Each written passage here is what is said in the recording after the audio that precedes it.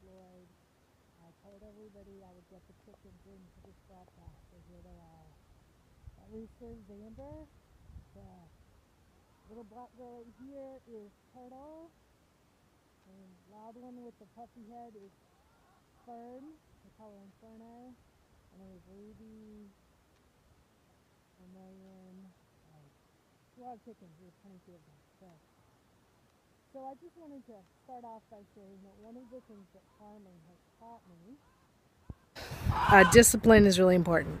So as a farmer, I have to be up every morning by daylight, by the time the sun comes up, to feed everyone, or else they get really cranky. And we don't get eggs if we don't have our chickens laying and out in daylight as many daylight hours as possible. And because it is early, Gail, in the summer, that's before 5 a.m. So the reason that we have to have our chickens out for so many daylight hours is because they lay based on how much daylight they get. We make money by selling our eggs. And so we have to have, hi Amy, some reliability about their egg production, which brings me to discipline. So part of the reason that I think writers are sometimes undisciplined is that we're sort of cultured to think that writing is a hobby, is something we do in our off time. But if we're serious about what we do as writers, our writing has to be a discipline. It really has to be something that we take seriously. And that doesn't necessarily mean you have to get up at 5 a.m. and write a certain amount of words. It doesn't mean you have to write every day. You have to do what works for you. But I really think a schedule is important. And I'll tell you just from my life today as a writer why I think that matters. So I did get up early. Got up early. I write at 6 a.m. right now because it's not light yet. And I can write before I have to feed all the chickens and the goats. But I didn't really do anything else. I didn't eat well. I didn't even get dressed until recently. Partially because I was going on Periscope. And I really didn't have a great day. I mean, I did stuff. I got things done.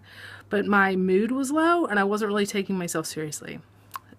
Truly, honestly, the minute I put on actual clothes, not just my comfy yoga pants and t-shirt, I actually started feeling better, which just reminds me that I have to take my writing life as seriously as somebody takes their other work. So if you're a minister, like Gail might be, or your husband might be, yeah, Amy, you think it's the same, huh? I had to take it as seriously as somebody that goes in and teaches all day, as my husband who goes to his 8 to 5 job every day. I really have to take it seriously. And so for me, that means two things. It means making a schedule. It means putting on actual clothes. It means having boundaries around my work hours. So I work from very early in the morning until my husband comes home. Sometimes I work at night if I absolutely have to, but usually that's more on just projects I'm doing for fun, not editing or writing my own books. Because if I don't put boundaries around it, I'll work all the time. So I just thought I'd hop on here just to tell you guys and encourage you to, just think about it as a discipline. You know, people that have 9 to 5 jobs, you get vacation time and you get lunch breaks, and we don't get that stuff. So we have to create that, but we also don't get the bonuses that come from going into an office and having a place where you think about work. Sometimes we're doing our writing where we eat dinner or at our kitchen counter or where our children play. And so that, for that reason, it's even more important that we have a lot of discipline about our writing. So I don't know if this will be helpful to you, but here are a few things that I do practically every day when I'm doing really well. First, I try to write 1,000 words a day. Just today, I started sort of a new habit with that. I'm going to write before I log into Facebook or anything, because once I've kind of done that, I lose my momentum.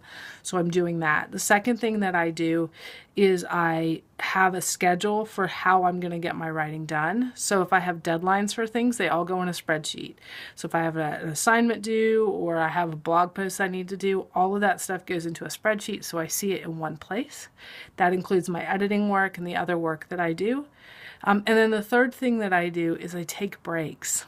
So the other part of disciplining yourself as a writer is realizing you can't sit at a desk all day, every day, because your body starts hurting really badly and it's not good for you. So I have also started setting an alarm on my, either on my Fitbit or on the computer to remind me to get up at 10 minutes to every hour. Most of the time I just get up and stretch, or I walk outside my office here and go look at the chickens, or I just break my mind up a little bit. But that really helps. And yeah, Gail, I do love the 1,000 words before social media too. It makes a huge difference to me. When I am disciplined about that I can get done in 15 to 20 minutes because I'm not editing as I go. I tend to draft very quickly. But I can get it done very fast. And then I can move on to other things, and all day I feel like I did something really important because I think of my writing as some of the most important work I do every day.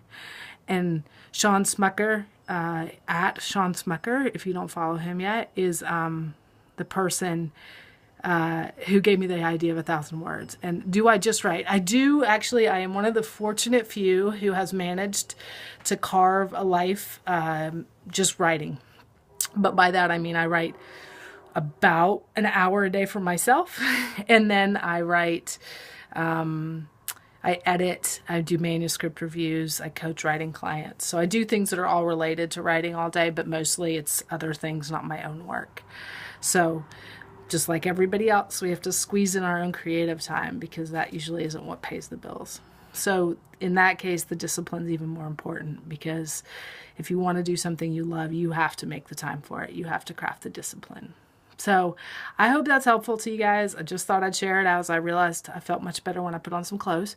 So I hope you guys have a wonderful day. And yeah, definitely follow Sean Smucker, at Sean Smucker on Twitter. And hey, big boy, good to see you. And thanks for checking this out. I'm hopefully going to Periscope a few times a week because I kind of like this. It's a nice way to be out there, and maybe next time I'll show you guys the goats. So I hope you guys have a great day. Thanks, Gail, and I'll talk to you all soon. Bye-bye.